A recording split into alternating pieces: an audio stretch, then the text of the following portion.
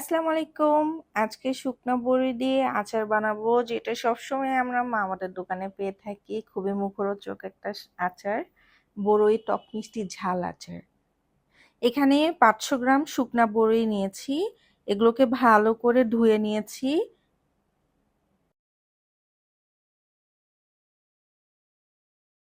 তারপর এখানে আমি এটাকে সেদ্ধ হতে দেব।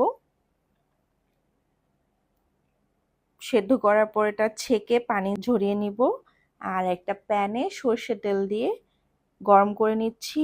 আর মোটামুটি 8 থেকে 10টা শুকনো মরিচ নিব আর ভেজে নিব। আর গোটা 5 ফোড়ন দিয়ে ভেজে নিচ্ছি। সেদ্ধ করা বড়িগুলো তেলের মিশ্রণটাতে দিয়ে দিব এবং ভালো করে ভেজে নেব। এখানে আমি লবণ দিচ্ছি 1 টিস্পুন, জিরা গুঁড়া দিচ্ছি 1 টিস্পুন, ধনিয়া গুঁড়া দিব 1 টিস্পুন। আর বিট লবণ ইউজ করে নিচ্ছি 1 টিস্পুন। এই বড়ই আচারে বিট লবণ ইউজ না করলেই না। এখন আমি 1 কাপ সমপরিমাণ চিনি নিয়ে নিচ্ছি। চিনিটা টেস্ট অনুযায়ী। চিনির সাথে সাথে আমি এখানে ভিনেগার দিয়ে দিচ্ছি 3 টেবিল স্পুনের অ্যারাউন্ড। কারণ ভিনেগারটা দিলে আর চিনির সাথে একটা পানি পানি হবে।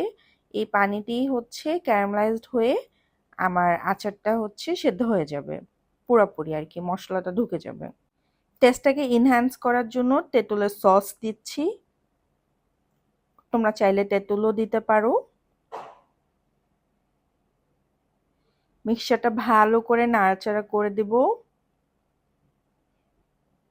বিট লবণ ইউজ করে নিচ্ছি। আর আমি স্পুলির সাহায্যে ভালো করে বড়িগুলোকে স্ক্রাশ করে নেব, তাহলে এটা খুব জুসি হবে আর কি। মোটামুটি 10 থেকে 15 মিনিটের মধ্যে আমার আচারটা রেডি হয়ে যাবে। মজাদার সুস্বাদু বড়ই আচার। Thank you for watching. দেখা হবে নেক্সট ভিডিও।